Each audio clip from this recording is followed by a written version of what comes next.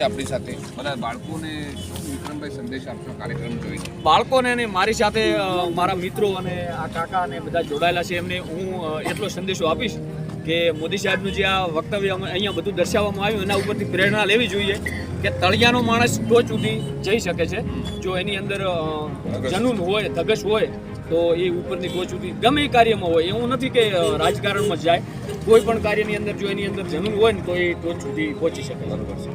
મોદી સાહેબના જીવનને જોતા આપણા ચેરમેન આદરણીય ચેરમેન શંકરભાઈ છેલ્લે એવું કીધું કે કોઈ પણ પડકાર આવે તો ઝીલી લેવો. હા, પડકાર આવે તો ઝીલો તો જ તમે કંઈક કરી શકો. અંદરથી એમ હોવું જોઈએ કે હું કરી લઈશ. જો તમે એમ માની લો કે મારાથી નહીં થાય તો કશું થતું નથી. એના માટે પડકાર ઝીલવો જરૂરી છે. એકવાર વિક્રમભાઈ માટે જો તાળીઓથી ગડગડાટ કરી દો બધું. મારું નામ મહેશ છે, હું આરજે છું. બનાસ કોમ્યુનિટી રેડિયોમાં હું બધા પશુપાલકો જોડે સંવાદ કરતો હું છું અને ખૂબ ખૂબ સારો લાગ્યો આજનો કાર્યક્રમ. તમને વિક્રમભાઈ ખૂબ શુભેચ્છા. મજા આવી અને તમને બધાને ખૂબ જેટલા પણ ખેડૂતો બધા મને જોઈ રહ્યા છો તમને પણ ખૂબ ખૂબ શુભેચ્છા. રેડી? ખબરદાર બનાસ કોમ્યુનિટી રેડિયો દૂધવાણી દેવ.